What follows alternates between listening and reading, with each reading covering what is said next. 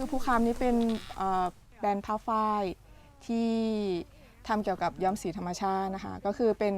ผ้าที่ทอมือเขียนมือทำในชุมชนเอง ก็เริ่มจากที่เวลาที่กลับบ้านแล้วเราก็มาเจอป้าเขาก็ทำผ้าทอผ้าอะไรเงี้ยเราก็รู้สึกว่าสวยดีพอสวยดีก็แต่เขาไม่มีตลาดแล้วก็ไปช่วยเขาอยากช่วยเขาขายเพราะว่าเขายังไม่มีคนเข้ามาซื้ออะไรเงี้ยเอาไปขายที่กรุงเทพเหมือนแบบว่าเอาให้ขายให้เพื่อนอะไรเงี้ยแล้วก็มีการตอบรับดีแล้วก็รู้สึกว่าชาวบ้านก็แฮปปี้ที่แบบว่ามีคนมาซื้อให้พอมันทำถึงตอนนั้นได้ไงค่ะมันก็เริ่มขายได้พอขายได้มันก็เกิดงานอะไรเงี้ยมันก็ขยายพอขยายแล้วชาวบ้านก็เริ่มสนใจมากขึ้นอะไรเงี้ยก็แบบมีคนที่เข้ามาปักจาก1เป็น4เป็น5จนกระทั่งตอนนี้มีเกือบ20คนอะไรเงี้ยแล้วก็มีหลายๆคนที่เขาแบบอยู่ที่อื่นเคยทำงานที่อื่นไม่ใช่แค่ในอำเภอเมียวอย่างเดียวก็จะเป็นที่อื่นด้วยที่เขารู้ว่าเราทำเนี่ยเขาก็ติดต่อมาว่าเพราะเขาไม่อยากเข้ากรุงเทพแล้วอะไรเงี้ยค่ะซึ่งรู้สึกยินดีมากถ้าเกิดทำให้เขามีความเป็นอยู่ที่ดีขึ้นในบ้านของเราอะไรเงี้ยอันนั้นก็จะเป็นจุดเล็กๆน้อยๆหลายๆจุดที่มารวมกันเรารู้สึกว่ามันเกิดประโยชน์จริงๆหลังจากที่มันเกิดงานของเราอะไรเงี้ยจนกระทั่งแบบมีโอกาสได้เข้าร่วมเวิร์กช็อปกับ British Council รอบก่อนใช่ไหมคะคือรู้สึกว่าที่ส่งผลที่สุดคือการได้ดีไซน์การฝึกให้ดีไซน์กับสิ่งที่ของที่เรามีจริงๆให้อันนั้นอ่ะเป็นจุดที่เรารู้สึกได้นำมาใช้ เราทำแก้ววรรณามะห้อมธรรมชาติทำมาเกือบ20 ปีแล้วมันต้องอิงเลยล่ะอิงสิ่งแวดล้อมทางคนเรื่องคนก่อนเรื่องวิถีชีวิตเรื่องชาวบ้าน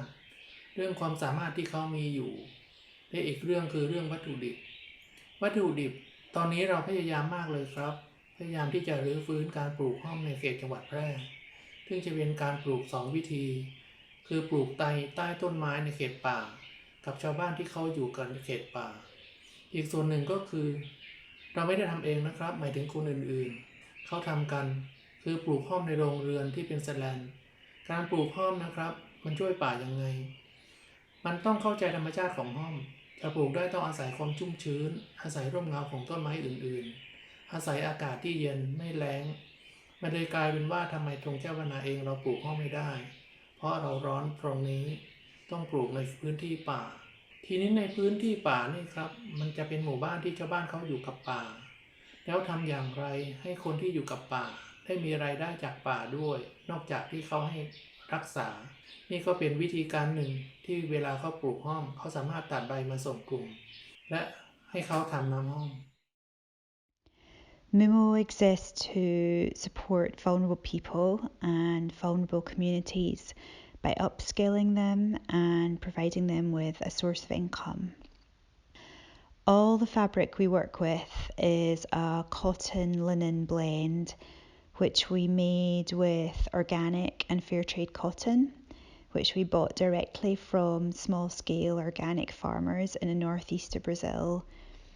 We paid them double the market price of cotton and also paid for their certification process so that they could supply other brands in the future.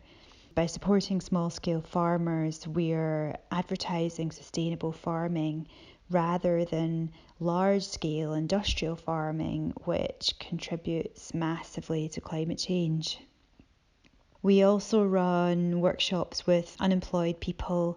including immigrants and refugees, and we train them in textile design techniques so they can be part of our production process. We also work with local organisations who support similar vulnerable groups and train them in sewing skills. I believe this is hugely empowering to people who are low on self-confidence and need just general support in life. Although we do try to be sustainable through all our business processes, we still find certain things a challenge,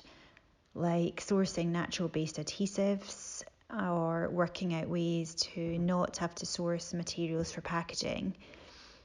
But every single stage of any craft-led business has an impact on people on the planet somehow. And so it's a constant process for us to make our business more sustainable where possible.